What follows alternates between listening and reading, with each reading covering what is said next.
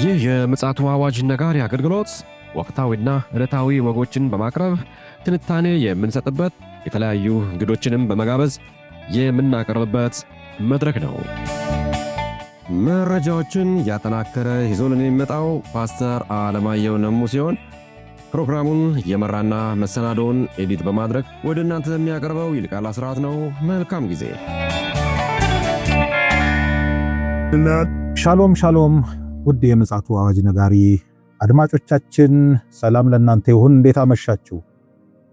በድጋሚ እንግዲህ ከቀኑ መረጃችን በኋላ ተገናኝተናል። እንደተለመደው መስመር ላይ ፓስተር አለማየሁ ይገኛል። አዲስ መረጃም ይዞልን መጥቷል። ምን ይሆን የመረጃ የሚለውን እንግዲህ ከሰላምታ በኋላ ላይ እንገናኛለን። እንግዲህ መልካም ጊዜ እንደሚኖረን ተስፋ አደርጋለሁ። ይልቃል አስራት ነኝ ከምፅዓቱ አዋጅ ነጋሪ አገልግሎት።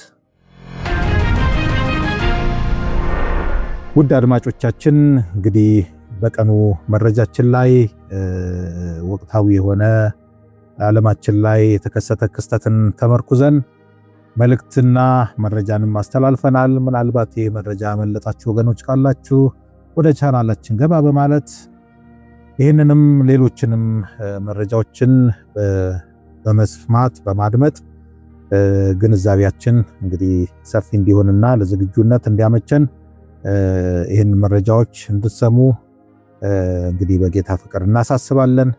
ለዛሬ ደግሞ ምሽት ደግሞ እንዲሁ ፓስተር ይዞልን መጥቷል መረጃን። ይህን መረጃ እናደምጣለን ከሰላምታ በኋላ። ሰላም ላንተ ይሁን ፓስተር፣ እንዴት አለ? እንደምን አለ ወንድም ይልቃል? እግዚአብሔር ይመስገን። እንግዲህ ቀን ላይ በጣም ወሳኝ የሆነ መረጃ አቀብለን ነበረ። ያን መረጃ ይዘህልን መጥተህ ጽኑ የሆነ ደግሞ መልእክትም ጭምር አስተላልፈህልናል። እግዚአብሔር አብዝቶ ይባርክህ። ዛሬም በዚህ ምሽት ደግሞ ይዘህልን መጥተሃል። ይሄ መረጃ ምን ይሆን? እንግዲህ ኤዥያ በጦርነት እየታመሰች ነው ያለችው። እዚያ ሰላማዊ ቀጠና ነበረ።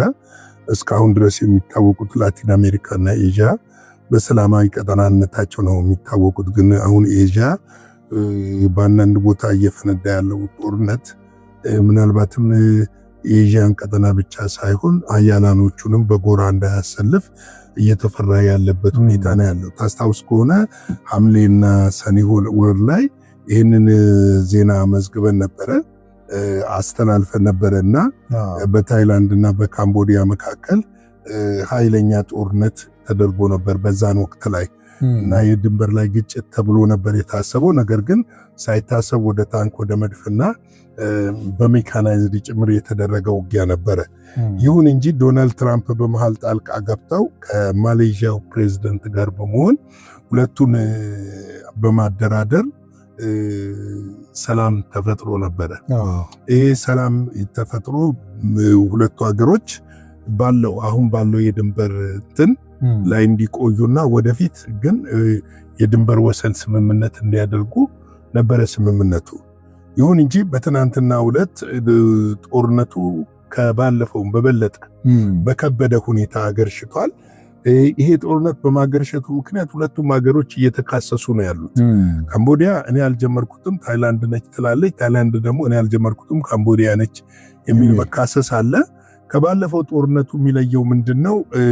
ድሮኖች ተሳትፈውበታል፣ የተዋጊ ጀቶች አውሮፕላኖች ተሳትፈውበታል። ከፍተኛ የሆነ ውጊያ ነው፣ የሜካናይዝድ ውጊያ ነው፣ የመድፍ ውጊያ ነው እና ኃይለኛ ውጊያ ነው ያለው። ይሄ ኃይለኛ ውጊያ የተነሳው እንግዲህ አሁን ላይ ይበርዳል ተብሎ አይታሰብም።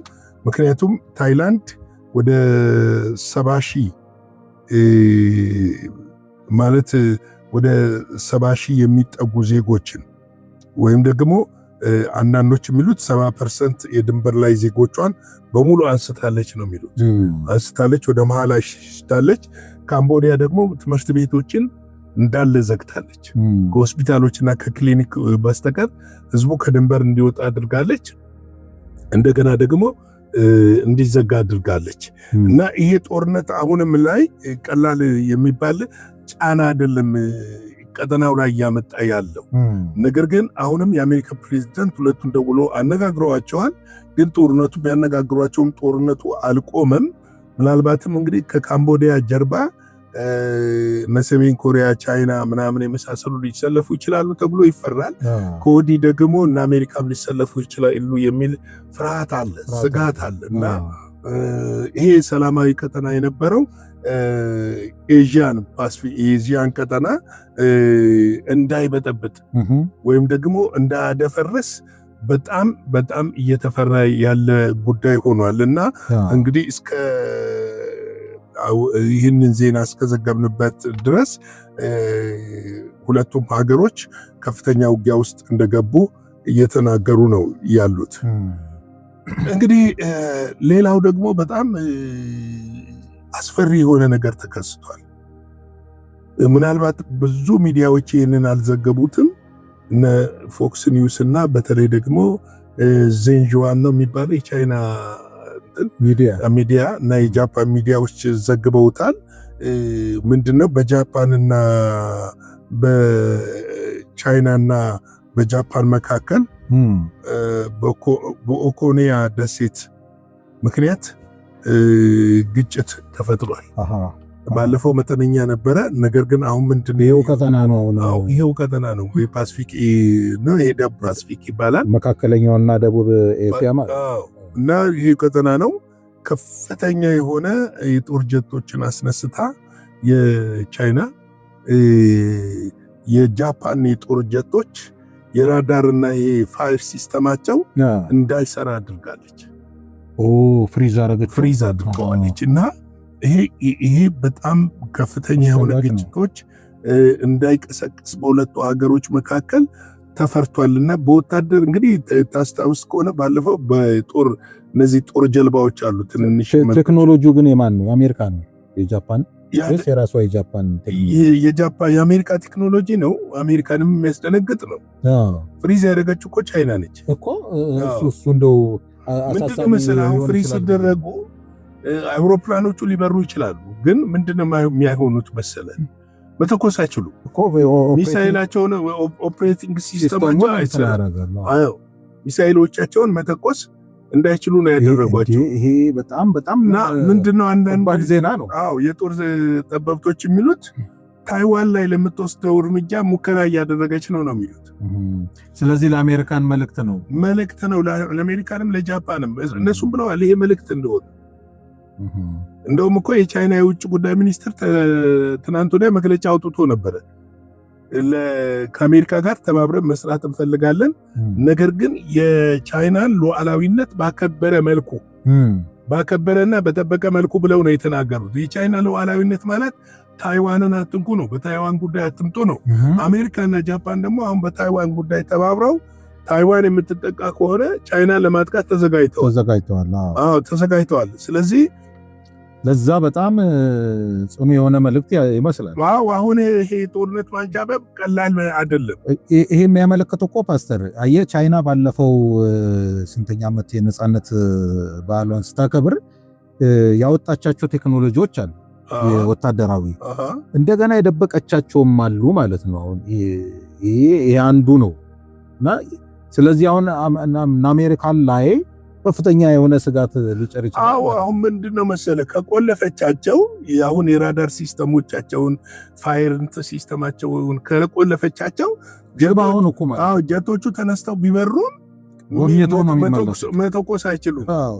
መተኮስ አይችሉም። ነገር ግን ቻይና ይሄ ሐሰት ነው ብላለች። እኛ በዚች ደሴቷ ምን እንዳላት እንግዲህ ያው አንዳንድ ተፈጥሮ እንግዲህ ከስሩ የሆነ ነገር አለ። በኮኒያ ደሴት አማካይነት ነው ግጭቱ እየተፈጠረ ያለው። ምንድነው ያሉት እነሱ? እኛ ወታደራዊ የአየር ላይ ልምምድ እያደረግን ነበረ፣ እኛ የማንንም እንትን አልነካንም የሚል ነገር ነው ያነሱት። ነገር ግን እውነት ነው ወይ ስትል አይደለም። አሁን ጃፓን በትናንትናው ዕለት ራሱ ከአውስትራሊያ እና የጃፓን ጠቅላይ ሚኒስትር በስልክ ውይይት አድርገዋል። ምንድነው ያደረጉት ውይይት? ወታደራዊ ትብብር ለማድረግ ነው። ቀጠናውን ለመጠበቅ ወታደራዊ ትብብር ማድረግ ያስፈልገናል የሚል የጋራ የጦር እንትን ለመመስረት። ይሄ ነገር እኮ ትዝ ይልህ ከሆነ እንደው ምናልባት ታስታውስ ከሆነ ዶናልድ ትራምፕ እኮ እዛ ከደረሱ በኋላ የመጣ ጉዳይ ነው። ስለ ታይዋንም ሆነ ስለምንም ጃፓን ትንፍሽ አትልም። ብዙ ጊዜ ጃፓን ትናገር የነበረው ስለ ሰሜን ኮሪያ በሰሜን ኮሪያ በኩል ስላለው ልምምድን ነው። ያንን ስጋት ነው ትናገር የነበረው። ነገር ግን አሁን ወደዚህ የመጣበት ምክንያቱ ምንድን ነው? አሁን እኮ ለታይዋን ጸጥ ብላ የታይዋን አፍ እየሆነች ያለችው ጃፓን ነች። ተመልከት፣ ከበስተጀርባው አሜሪካን እንዳለች አሜሪካ አለች። አሁን ደግሞ ቻይና ያደረገችው ነገር ለሁሉም ስጋትና ማስጠንቀቂያ እየሆነ ነው። ገብቶሃል? ስለዚህ ቴክኖሎጂን እንዲሁም ሰምቼም ማለት እሱ አለ ሰው አገሮች ማለት እንደዚህ አሁን ይሄ ሲሪየስ የሆነ ቴክኖሎጂ መቼም ጃፓን ተራ የሆነ አውሮፕላን እንዳላከች አምናለሁ። አይደለች? አውሮፕላን እኮ አላከችም። ምንድን ነው ያደረገችው መሰለች? ቻይና ነች ባሉበት እኮ ነው ፍሪዝ ያደረገቻቸው። በምን ታወቀ? እነሱ አውቀውት ነው። ተነስተው በሚበሩበት ሰዓት ፋየር ሲስተሙ ይዘጋል፣ ያስታውቃል አይደለም? ስለዚህ አሁን ፋየር ሲስተሙ እንትን ሰርቬይ ሲያደርጉ ከቻይና አካባቢ እንደመጣ የቻይና አውሮፕላኖች ደሴቱ ላይ እያንጃበቡ ነበሩ። አይ በጣም አለርት ነው። አለርት ነው። አለርት ብቻ ሳይሆን በጣምም አለርት ነው። በጣም ለዚህ ኮና አሁን ጃፓን ወደ አውስትራሊያ እና ከአሜሪካ ጋር ያላትን ነገር እንትን እያለች ነው። ስለዚህ በዚህ አይነት ሚሳይል እንኳን ቢተኮስ ከአሜሪካን ወይ ከጃፓን እንኳን ቢተኮስ እንዲሁ ዝም ብሎ ዋሎ ነው የሚሄደው ማለት ነው። አዎ ደግሞ አንድ በሌላ ጎን የሚያስገርም ነገር አለ። ከፍተኛ የሆነ ወታደራዊ ጦር ቤት አሜሪካ ዛላት። አሜሪካ በዚህ ጉዳይ ላይ ለምን ዝም አለች? ጥያቄ ምልክት ነው። የአሜሪካ አሁናዊ አካሄዱ አይገባም። በሚስጥራዊነት የተሞላ ነው ማለት ነው። አሁን ለምሳሌ ተመልከት፣ በራሻ ጉዳይ እና በዩክሬን ጉዳይ ላይ እኛ ያው ብዙም እዛ ላይ ትኩረት አላደረግንም። አሁን ብዙ ነገሮች የተጋጋሉበት ነው ያለው። እንደው ምናልባት አንድ ቀን ዝም ብለን ጊዜና ይዘን እንመጣለን ለአድማጮቻችን። አሁን ተገልብጠው ዶናልድ ትራምፕ እንደገና ከሩሲያ ጎን ነው የቆሙት። እንደውም አውሮፓውያን ራሳቸው ሰግተው ከሩሲያ ጎን መቆማቸውንና በዩክሬን ላይ ጫና ማሳደር መጀመሪያቸው አስደንግጧቸዋል። ልክ ይሄ አድቫንቴጅ ሜክ ሊያደርግ እንዳለ አይነት ሰው ነው። በዚህኛው ሊድ ወይስ በዚህኛው ሊድ ወደ አጋደለው ነው ወይስ የታያቸው ውጤት ነው? ሁለት አገሮች ቴስታ ሲጋጩ ይደቃሉ። በሁለት አገሮች ቴስታ መካከል ያንተን ሚዛናዊ የበላይነትን ታስጠብቃለህ። የኢኮኖሚ የበላይነትን ታስጠብቃለህ። ወታደራዊ የበላይነትን ታስጠብቃለህ። መሳሪያ ደግሞ ትሸጣለህ፣ ገንዘብ ታገኛለህ። ተመልከት፣ የቁማሩ ውጤት ነው። በቃ ዓለም እንዲህ ነች። ቁጭ ብለው ጠረጴዛ ላይ ይኸውልህ ታርጌት አድርገው ነው። ለምሳሌ እኛና ኤርትራ ብንዋጋ ለኤርትራ መሳሪያ የሚሸጣለ፣ ለእኛም መሳሪያ የሚሸጣለ። በዚህ ውስጥ መሳሪያ በመሸጥ ትርፍ ነው። የሁለቱ ሀገር መቆራቆዝ ደግሞ የኢኮኖሚ ድቀት ነው። ስለዚህ የምትተኩሰው ዶላር ነው። እሳት ትጭራለህ ማለት ነው። የምትተኩሰው ዶላር ነው። ገብቶሃል? ነዳጅ አለ፣ ቀለቡ አለ፣ ሎጂስቲኩ አለ። በዚህ ጦርነት የሚወድብ ነገር አለ። ክስረት ነው። በጣም በክስረት ግን ሌላ ትርፋማ ይሆናል። ሌላኛው ትርፋማ የደም ነጋዴዎች እንደው ሌላ ጊዜ እንመጣበታለን። ይሄ የዓለም የፖለቲካ ንሳቤ አንድ ቀን ራሱን በቻለ መንገድ ይዘነው እንመጣለን። ለዛሬ እንግዲህ ለምሽት ያለኝ ዘገባ ይህንን ይመስላል።